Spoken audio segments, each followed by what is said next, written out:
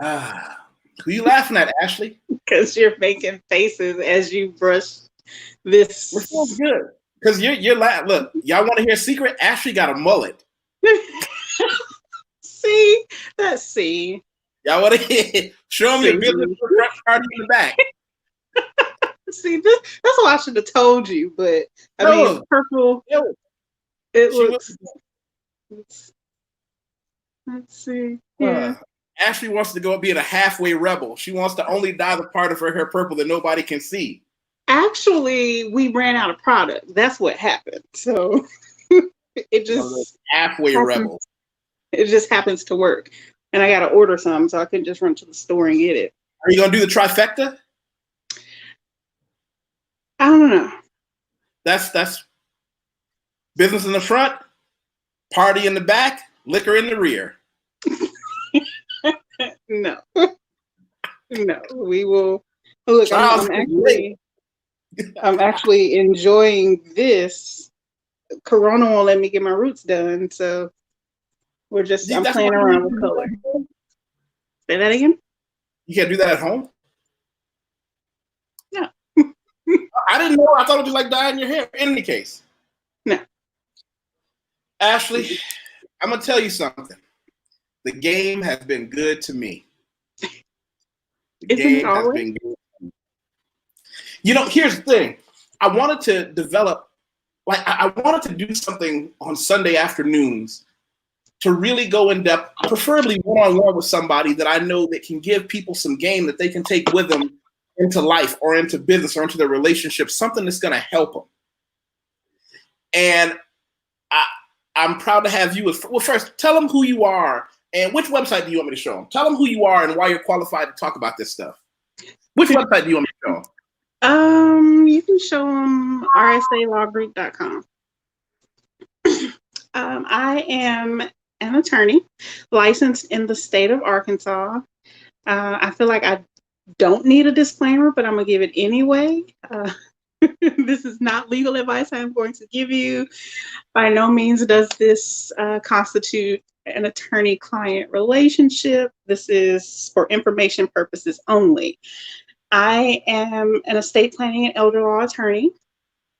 I've been doing this for 7 years, I want to say. I also do expat services, thanks to Watt over here. So those who are moving abroad and need to establish home, Arkansas welcomes you. We serve as your agent in various capacities, whether that's to be your power of attorney or to receive mail for you, handle banking transactions, whatever. We do that for a fee. But in a past life, I was a tax professional.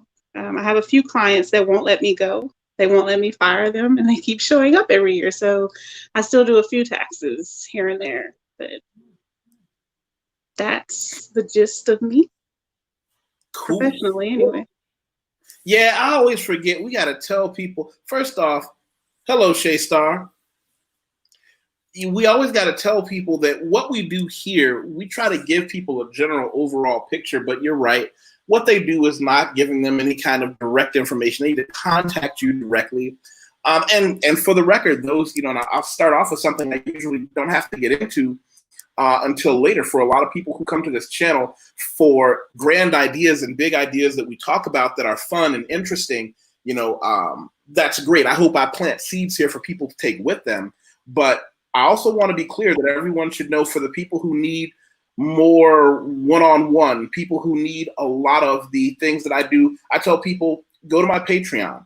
Patreon is not as much fun as my YouTube. Let me say that again. Patreon is not nearly as much fun as my YouTube channel. What Patreon is, however, is a place where I give the detailed information. This is the paperwork you file for that. This is where you put your money for this. Things like that. Last week I just said, how to invest in your holidays and vacations. That's actually something that led to the conversation we're going to have here. What I put there is a primer on how to use the time that you're on holiday as an investment for yourself for later, but I also know that I needed somebody qualified to talk about how we might be able to use that and what the tax implications may be. What your brother said. So let me tell you, people watching, when Ashley and I talk about expat services, you know what? Hold on. Instead of telling you, I'll show you what expat relocation services is. What I do for expat relocation is, let's see, I help people, let's see, who are coming, for example, to Brazil. If you want to come to Brazil and you want to get everything done legally, your birth certificate, social security card, let's see, details on page.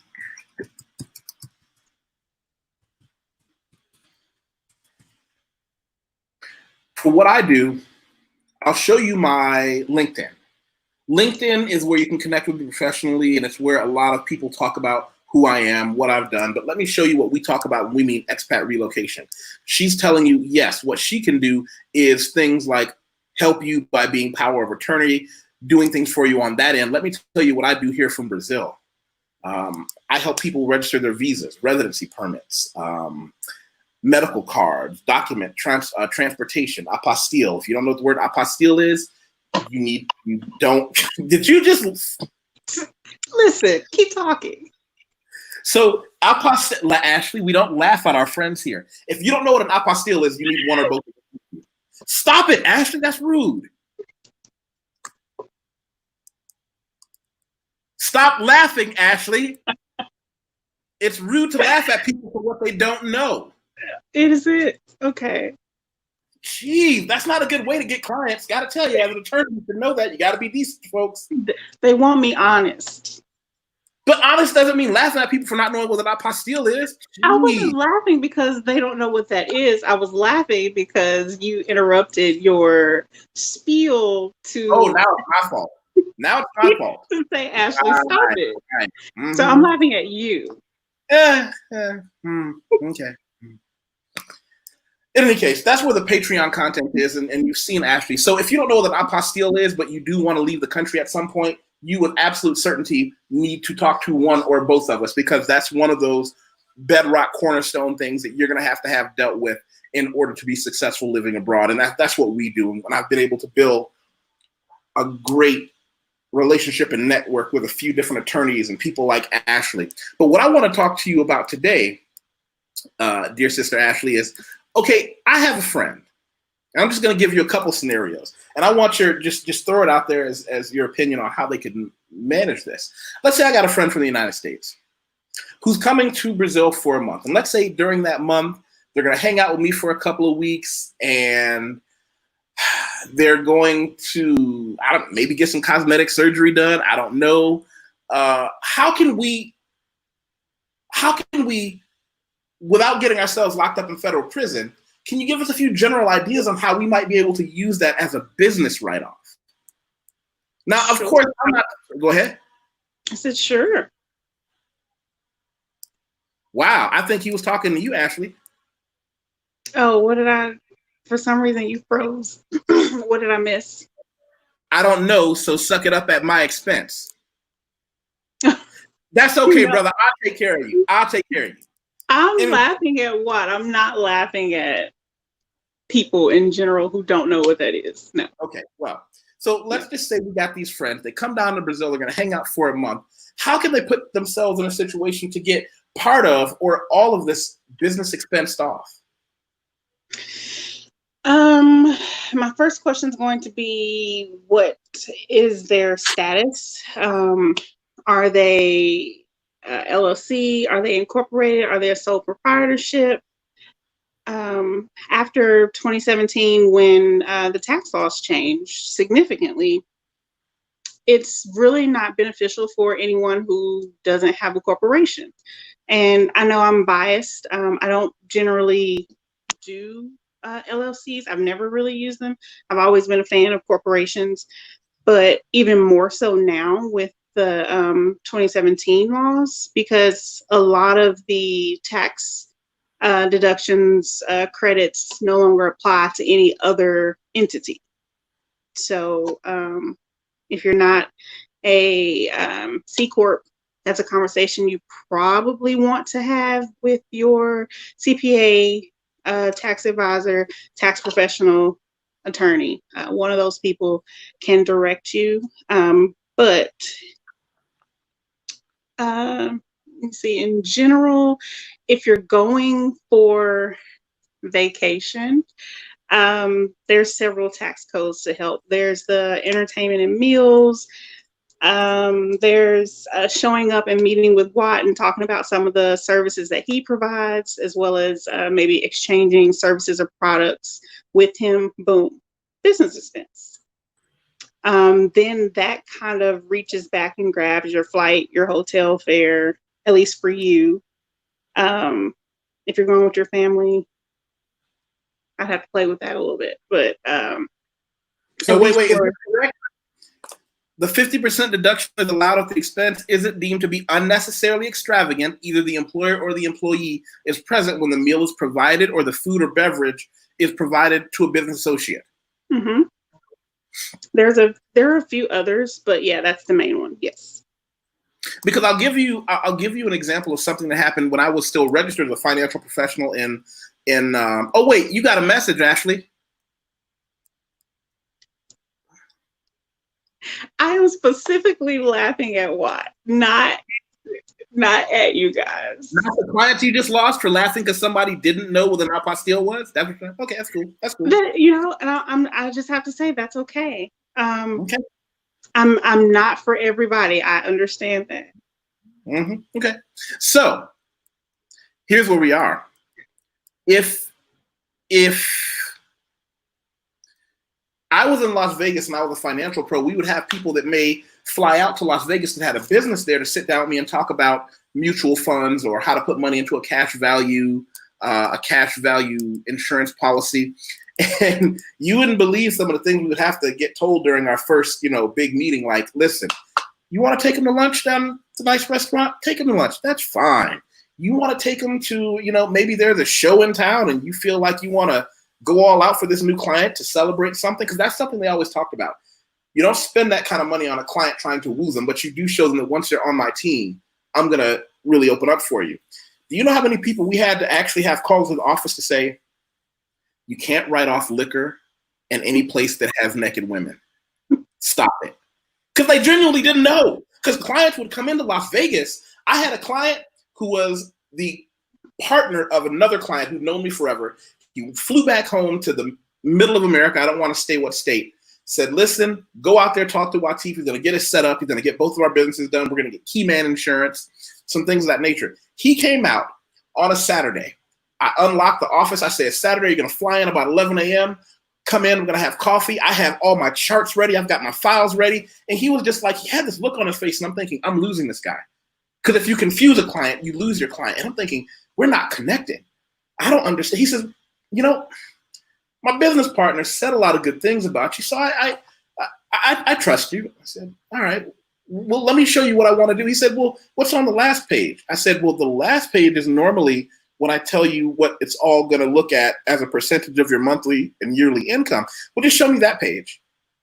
And I said, but this is kind of like, he's skipping the foreplay. Like, this is how I get you ready to tell you I want 20% of your income. He looked at it and he said, okay, that sounds fair. He took out a pen and signed it. And wrote a check. He said, is it better to write a check every month or do you want a check for a year? I'll take the annual check. Thank you. He wrote me the check and I'm standing there like, I don't know what to do now, because I planned on having a long, extravagant conversation, some push, some pull. You know how it is with clients. And he said, so what do you guys do in this town? I was like, well, and it finally dawned on me. He came in with the full intention of doing the business and using this as a write-off. I had to go to the ATM and get some cash because I couldn't use any of the official things for it. This dude went wild. Like, he ran me under the table. And I'm the sober responsible one trying to get this man back on a plane. It was awful. Joni has a question for you. Yes, that is correct. Are you saying an LLC does not have the same kind of business expense deduction, Ashley? I'm sure there's some differences, but I'm curious. Can you open up on that for her? Yes. A lot of people, I keep seeing all these memes from these groups. I don't like to say Hotep because I know who that is. So I call them Ashy, the Ashy group, saying if you don't have this LLC. And I'm like, oh, those are all pre 2017. They're not, the tax rules aren't the same. So a lot of those credits and deductions are not available for anyone other than C Corps, like even S Corps. If you have a service, if the only thing you provide is a service, you don't get a lot of the deductions that a C Corp would get. Subchapter S, when I say S Corp, C Corp being just a traditional corporation. Those were the rules that changed in 2017 when they froze the corporate tax rate at 21%. So if you have an LLC, the taxes are passed through to your personal return. So as far as the specific, I know the meals and entertainment one is different. I'm trying to think. I think I may have one client that has an LLC, and it's a very specific reason why. So I can't tell you which sections are different at this time, but shoot me an email and I can probably send you a link. But those of the clients that I had that had LLCs, I have convinced them to switch over to a C Corp. Now, mind you, a C Corp is not for everyone. It is more expensive to run. It requires a separate tax return every year.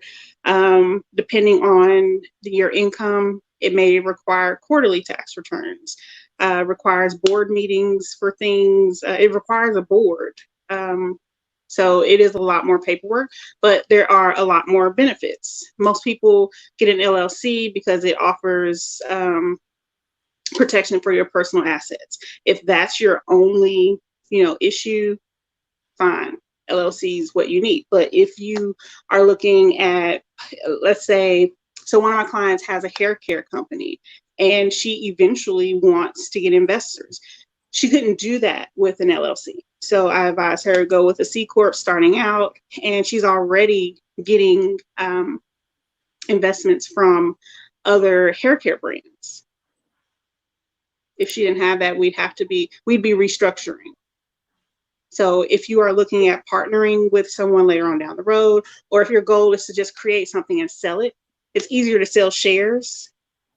Then you can retain a portion. So as you're negotiating the sale of your business, okay, I'm going to sell you 75% of the shares of the company. I'll retain 25%.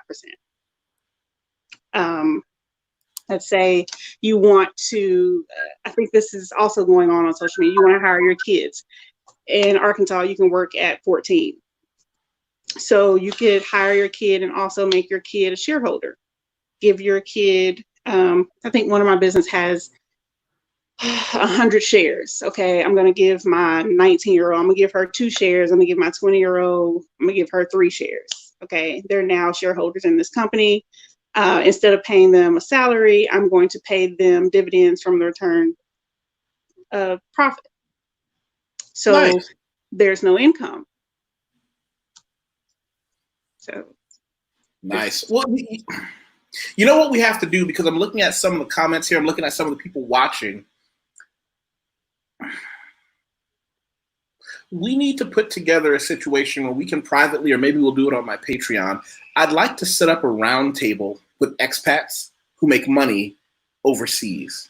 And I'd like to ask you, if you want to invite someone from your field to sit with us, we need to find a way to, without getting anybody into where they are not licensed trouble. How do we do that? Because the internet is the world is having a difficult time, and I dealt with this as a financial professional. The internet means everyone is everywhere. So a lot of those old laws about where you're licensed and where you're not, that's why we had to be very careful about even talking to people online. Because now you're talking to somebody in a state where you're not licensed. But the message came to me on my email in the state where I am licensed. It's like, yeah, especially here. I mean, every state. I'm only licensed in Arkansas. I'm working on 2 other states as soon as I get somebody to pay for it. But so Tennessee is to the right of us and Texas is below us. Those are the 2 states I'm working on. And all three of our laws are drastically different in the area that I practice in. So do I want to open myself up to that liability? Yes, I'll make a lot more money in Texas because I can charge more, but Texas is, highfalutin about their stuff. And you said something that I want to get, again, I'm here to give you people the game. When she said, I'm going to get licensed in another 2 states when I can get someone to pay for it, I want to really chop that open and show you what the insides mean. As someone who worked from a business where you had licensing, when she says, I want somebody to pay for it, she's not looking for a sugar daddy. What that means is through your social and professional network, you're going to meet some people who say, good afternoon, Art. Who say, you know what, I like this guy, I'd like to work with you. And then I have to say, you know what, you're here having lunch with me and my friends. I'm not licensed in your state. However, I'll tell you what, you'll be my first client in that state. I'd like for you to pay for my licensure. And then from that point on, I'll make sure I come to you and I can do everything else at my expense. But to show me that you really want me, you really want to be one of my clients, I want you to foot the bill for becoming registered in your state. If you're good at what you do, people will say, let me think about it. And then you call them back next week and say, you know what, I'm talking to some people in your state. I'd like to be licensed in your state so I can go there, work with some professionals there, and get you what you need with the same level of attention and detail that I have for my clients here. And a lot of them will say, yeah, okay, I'm going to pay for that. Now, what you do is when you do that, you go there. You work with them. You work exclusively for them. And then when you're done with them, you step back and say, I'm now licensed in this state. I need to find some more clients. So if I'm going to that client's state who's now paid for my licensure and I'm working with him for Monday, Tuesday, and Wednesday, I'm not going to take Thursday and Friday to have a good time. I'm taking Thursday and Friday. I'm going to join 2 or 3 different social networks they have there, and I'm standing there seeing who's who. That's how business is done. That's the game. That's the game.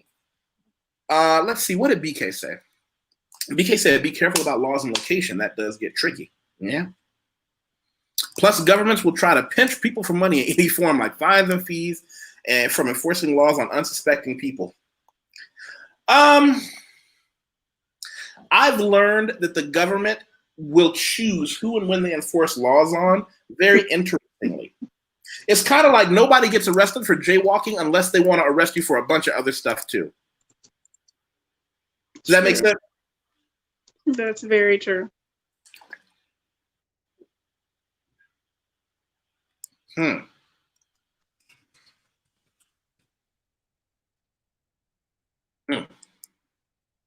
right. So here we are then. If we're looking at using the business trip as a write-off, is it possible for both people to use it? Let's say, Ashley, you come down here to visit me. And, well, shoot, I don't know if I can use that example. I was going to say, I introduce you to some of the Black expats that I know that run businesses, but you're not licensed in Brazil. So could we even use that scenario? Yes. We can. Okay. So Ashley comes down to Brazil and we sit down and we all have lunch and I officially introduce you to some key people here in São Paulo, part of the expat community who can use your services. Which one of us gets to write off that? Like, if I'm the person that bought you lunch, am I the person that writes it off? Or does that stop you from writing off the airplane ticket if you came down? It does not stop me from writing off the airplane ticket. Whoever gets to write off the meal is the first one to, get the bill. So if I beat you to it, then, it's mine. If you beat me to it, it's yours. But that doesn't affect my hotel, my airfare, other meals. If I buy gifts, like a lot of times when I travel, I'll buy my clients gifts. I can write some form of that off. What's interesting is we were taught, and I don't know if the laws have changed since then, we could not, it was very, very difficult for us to buy clients a gift as a financial professional in the investment insurance business. But clients could buy us stuff all the time. It was really awesome. Oh, here's some free tickets to the show. We're like, thank you. And I would tell the office and they're like, cool. I'm like, it's awesome. It's the opposite for us. It's sometimes frowned upon. I do estate planning and I'll have clients a lot of times say, well, I want to leave you this. And I'm like, oh, that's so sweet. I really appreciate it, but I can't write your will and accept this gift. So write your will and accept the present. Yeah. Yeah. So do you want me to have the gift or do you want me to write your will? and they have to choose unless they're a family member. But if they're just a client, no.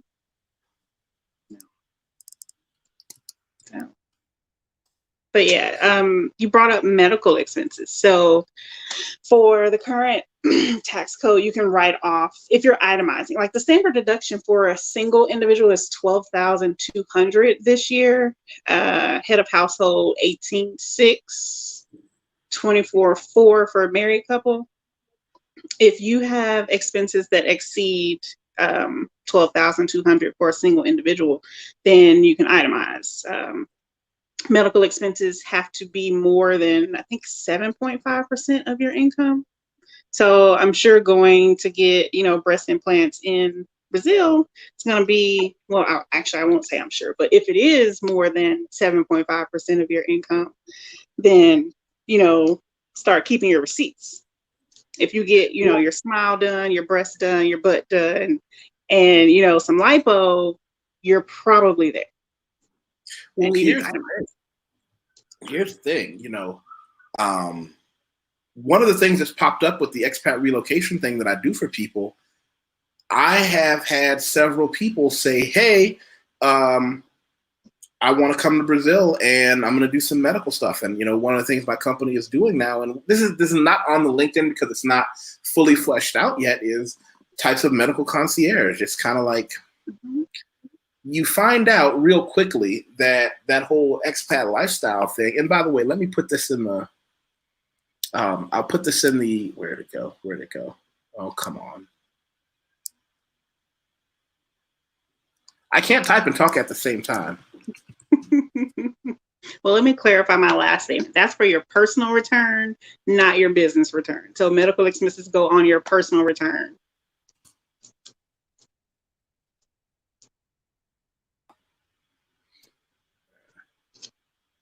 Okay, so here is where we went last week, and this was on the Patreon site where we went into this on how to really use your holidays as, there we go.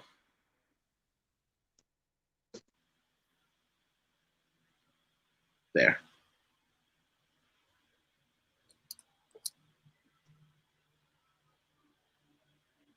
Or I probably should have done it this way. Wait, what? How come? I am not doing this right, people. Why am I not able to? That's exactly why I was laughing at you earlier. All of your animations. There. Hold on. I'm going to get this right so I can put it here for everybody to click on it when you need it.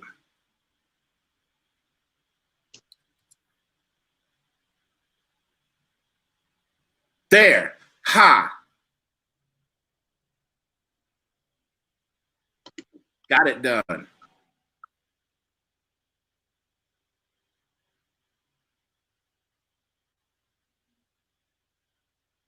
So yeah, that's something that folks might want to look into. Now, let me back up for a second. Brother Craig asked a question. I don't want to ignore it. He said, how expensive a gift? When we start talking about gifts and writing things off to clients or to family, what are the brackets for something like that? I'm not buying expensive gifts. I'm team carry-on, so it needs to fit in that carry-on. It's usually scarves or fabric, or I collect elephants. Several of my clients do too, so I'll bring back, little elephants. Yeah, nothing significant. In the example that Watt gave about the tickets to, some game, that's considered a gift in my profession. So if I gifted tickets to the Cowboys, probably not. But if I did, I need to make a little bit of money to do that. But yeah, that's an extravagant gift on my part. But the rules of my profession are different from, CPAs. Their rules are different. They can gift differently from that. So we What got if another. your LLC has nothing to do with travel? So statute of limitations? What's SOL? Oh, okay. Never mind. As I said it. No, you can. So my business has nothing to do with travel. I'm talking about my business everywhere. Where did I go? I went to Peru last, and I met an American who was there studying Spanish. She was in a Spanish immersion course, and I'm in a restaurant. He was the only person there that spoke English, so I chatted him up, and it's like, hey, this is what I do. What do you do? Boom. I just talked about my business. I just told him what I did. Here, hey, let's look at my website. Are you interested in this? Since you've moved here, you have a girlfriend back home. Is she moving here with you? Oh, well, let me help you set up, estate planning, because at that time he was getting ready to propose to her. So, if I'm talking about my business, I'm conducting business. Now, those of you that sell products, it's a little different. You'll need to carry your products with you, or have your website, have your iPad ready to take payment. Boom, you just made a sale in Peru. Machu Picchu, selling your candle or whatever. Boom, your vacation just turned into a business trip. Well, hold on. We got another one. You know what? Hold on. Before we get to this next one, you said you were going to help this young man with estate planning. Now, I'm not going to say we need to go into it now, but dip everyone's toe into the conversation we had about how some men should not get married and why. Just give them a little taste, because we're going to go into this later, but tell them why some men shouldn't get married. I mean, some of it has to do with your tax bracket. If you make a certain amount of money and your partner makes a certain amount of money, it is not advantageous for you to get married, because the corporate tax rate is stuck at 21%. The personal income tax rate is not. It's 0 to 30, maybe. So the thing about it is, like, here. Wow, thank you, Joni. I'm glad you enjoy it. Sid asked us another question. You have to establish that you're going to do business in that place you're going before your plane ticket, or does it matter? For me, I'm everywhere I go, I'm doing business. If I'm in the parking lot at Walmart, I'm doing business. Broad is conducting business. Brilliant. Also with the intent to make a sale. Remember that intent is what do y'all say? Intent is 9/10 of the law, but with the intent to make a sale, talking about your business abroad is conducting business. Gotcha. Wow. Yeah, that's the thing. You can't, it has to be, do they use the term in mala fide in your business? I'm unfamiliar. In good faith. Can you tell them what in good faith means? Ooh, you're asking a lawyer about in good faith. Okay, so let's see how to not use legalese. Oh, I came on this live YouTube in good faith. Granted, I'm not spending any money, so I'm not writing anything off.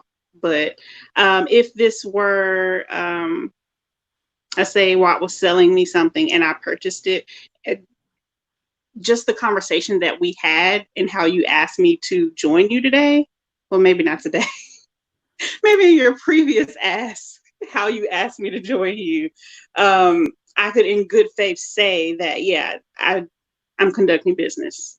Absolutely. Today, maybe not, but. Well, what my goal is to get you out here for two reasons. One, I want to play the same trick on you that I play on everybody. I tell them, oh no, just take 6 months out of your life to come live in another country. You'll be okay. And if you want to go back, you will. The trick is, once you've lived out of America for 6 months in another country learning a new language, you're not going to want to go back. But everybody says, I'm just going to do a little traveling and go back home. It's not going to work that way. I want to get you out here for a couple of reasons. One, the internet makes business available everywhere, and we already established that the cost of living, for those who don't know, Ashley is a little posh. She has a certain standard of living that, a grizzly dude with a nasty mustache doesn't necessarily have. I'm like, look at my apartment. Look at all this. And she was like, why? I can't live like you. Like, what do you mean? Because I basically have a cave with a bed, a couch, some internet, and some dishes and a fridge because I'm never home anyway. That's what I was trying to tell her. I'm never home. I'm always out. Well, till recently.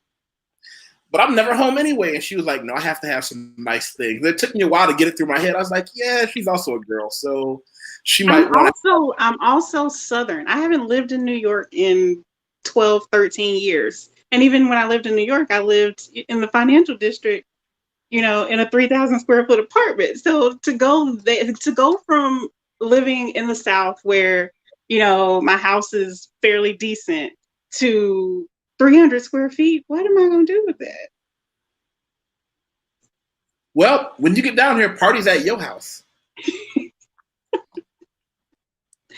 Okay. They want to go for that legalese, and I appreciate you not. I appreciate you using language that the average Trump like me could understand. I think that what we did, my intent today was to scratch the surface. My intent was to tell people that these things are possible and tell them that even though we can't give them professional advice over the internet, that people like you and I are there when they want it.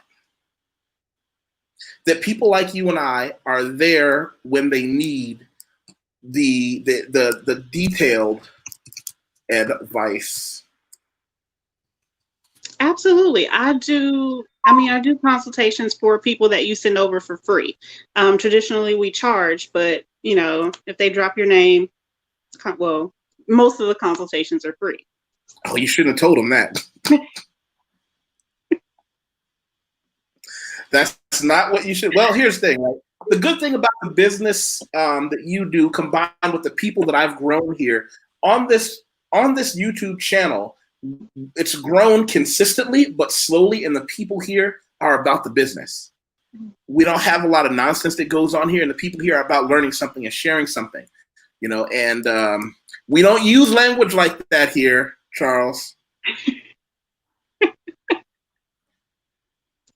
I'll keep my comment. Brother Sid, when he gets down here, we're gonna be hitting the gym together, maybe get in some jujitsu. But when Sid gets down here, he'll get his little man cave going, and we're gonna have a good time. No. So having said that, when you come and hang out with us, this is gonna be some leave your camera at home nonsense going on. You think that little bit of purple hair you got dyed in the back is wild? Me and Sid remember who my clients are. Remember who they are. Let me get this here. We got Brother Craig who asked a question. Is it possible to be? Ooh, that's a good one, Craig. Is it possible to be a notary public outside the U.S.? Or are you limited by your state? That's a good one. So again, every state has their rules. In Arkansas, that's kind of something that we're dealing with the pandemic. Traditionally, we can't notarize unless someone's sitting in front of us. But due to the pandemic, just like we're face to face, I can notarize for you. But we both have to be in Arkansas. So that's the little caveat there. But our legislature is working on, we're hoping, they say they're working on a permanent solution, but I'm pretty sure it's still going to require us to be in Arkansas. So it's really a matter of finding a state that doesn't have that restriction. I want to say Texas might be one of them. I know Florida's not. They just got electronic notary. So, but really, I know when I work with my international clients, they just go to a notary there, and it's that simple. Because we do electronic filing, I don't always need the original. So you notarize it, email it to me, I get it filed. But I'm trying to think, outside of, I very rarely go to court. So it shouldn't be an issue, but I'm sure some states don't require you to be there. Now, we talked earlier about the concept of apostille and things like that. And among the expat circles, those are things that we all need all the time. That's, you know, we're going to have to bring you back, and we're going to have to really dig into that. Because that might actually be a revenue stream, you know?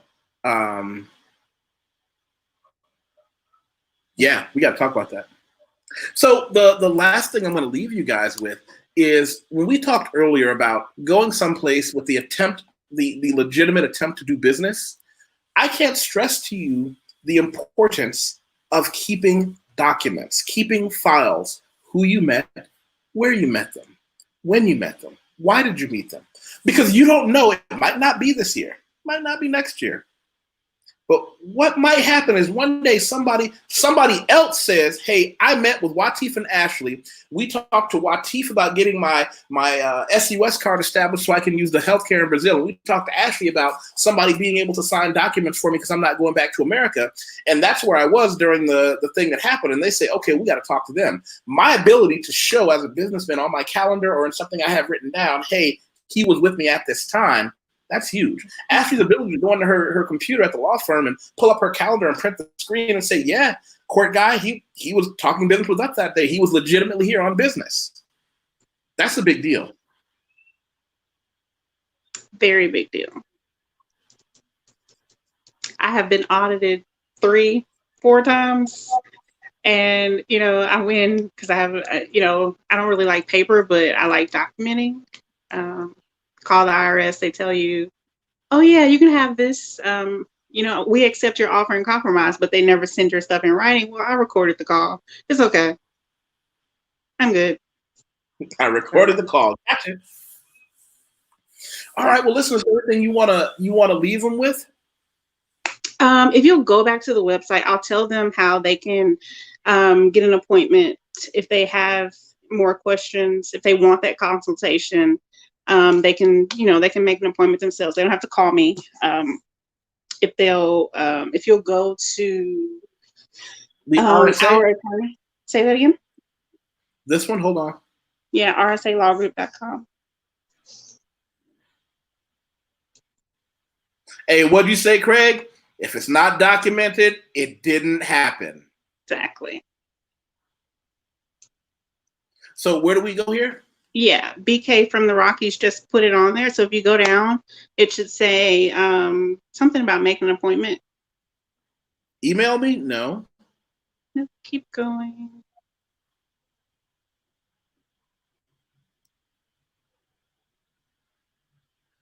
There. Mm-hmm.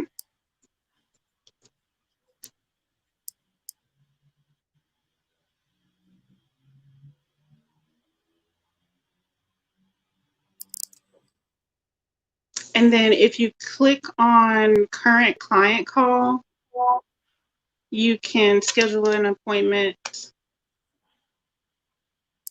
I don't know why it keeps going there, but you can do a signing ceremony. Either one of those is fine. They won't charge you. Otherwise, if you click any of the other ones, you'll have to pay before it gets on my calendar. And look, she's got Brasilia. Okay, who knows what Brasilia is and why it's important? Brasilia is the capital. Dun, dun, dun.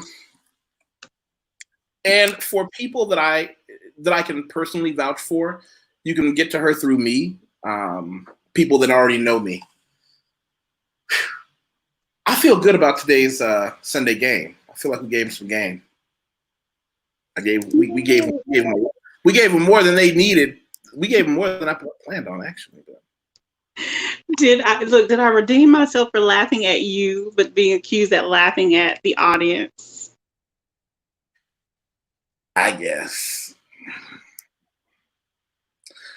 Thank you. We're looking forward to seeing you again soon. We always love it when you stop by. You're very welcome. Thanks for having me. Everybody, make sure that you help us grow. This is one of those channels that's grown because, like I said earlier, we have a great group here of people who are from different places and backgrounds. I talk about 3 different things. I talk about money because money is my favorite subject. But we also talk a lot about world travel, not just my life in Brazil. We also talk quite a bit about social issues and social events. And that's helped us to grow quite a bit. And I appreciate everybody being here with me, for us, all the good stuff, wherever